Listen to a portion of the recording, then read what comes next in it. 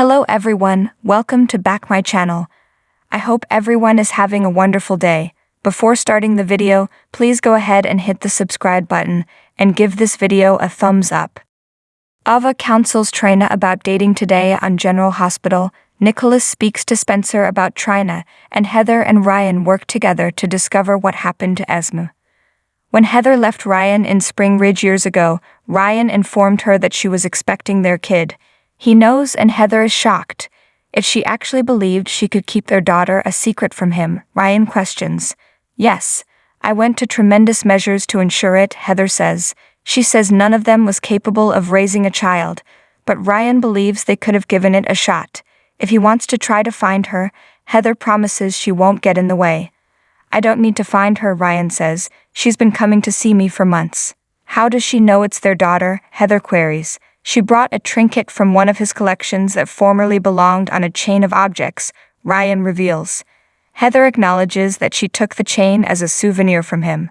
Ryan observes that it can get him in serious danger. Although Heather assures him that it is secure, their child just so happened to acquire a link when being removed by social services in the past. Ryan adds that Esme found him because of that memento. Heather inquires about Esme.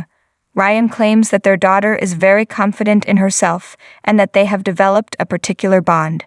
Ryan acknowledges he doesn't know where she is and that he is concerned, but Heather still wants to meet her. He informs her that Ava Jerome sent her over the Windermere parapet a few weeks ago. She was alive, he says, but on her most recent visit, she claimed to have business to attend to, and he assumes it has to do with the Cassadines. If they damage even one hair on her head, Heather says she will make them pay. No, Ryan responds, we'll make them pay. He admits he can stand after Heather points out that he is trapped in that chair. Together, Ryan and Esme will investigate what happened to Esme and bring those guilty to justice. Trina is happy to see Ava when she comes at her front door because she needs her to prevent her from making a critical error. Ava is welcomed inside, and she is told about her meal with Rory.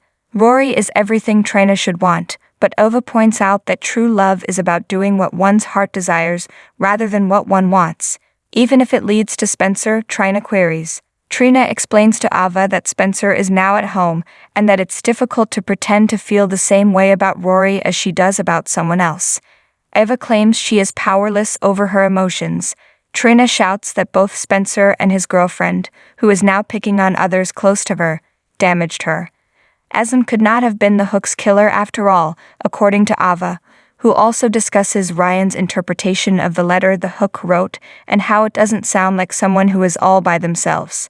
Trina worries since there was a benefit to knowing it was Esme when she initially mistook it for her. Trina is informed by Ava that she can only advise her to heed to the voice in her heart regarding Spencer. Trina queries Ava about Nicholas and what she is hearing from her voice.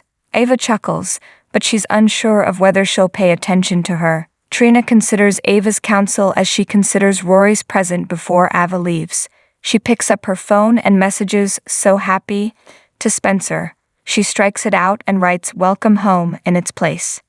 At Windermere, Nicholas presents Esme with a plastic Christmas tree in her tower chamber as a surprise.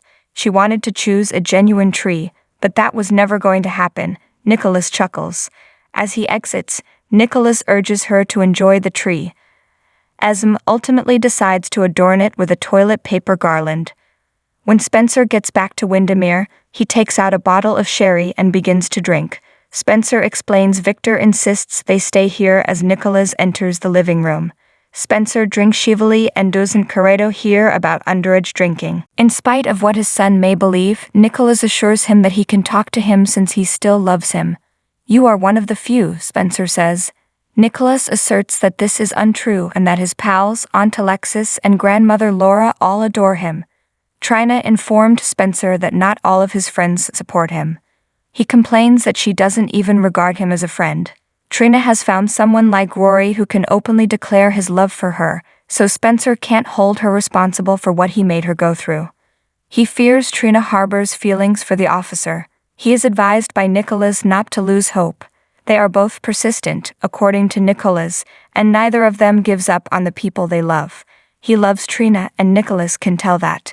Spencer receives Trina's SNS just then and senses that hope. Spencer makes his way inside. The front door bursts open and Ava enters. Demetrius delivers Esma a box filled with lights and a few ornaments back to her bedroom. She sobs, crying out how much this means to her.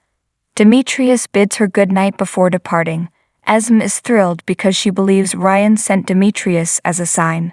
Finn queries Liz about her pregnancy in Terry's office at the hospital. He knows it's not his child despite her admission that she is. She believes it happened when she was grappling with what she had learned when she returned from Monterey. She identifies Nicholas as the father when he asks who he is. Finn charges towards her. Liz follows Finn to his office, where he furiously flips over several items on his desk. Liz reveals that she just learned of the pregnancy. Finn assumes Ava is unaware that Nick not only has another lady pregnant, but also might be hiding a wanted criminal. Asm isn't at Windermere. Liz assures him. She is aware of this due to her extensive time spent there. Thanks for watching this video. Please subscribe to our channel, G&H Update, and stay with us.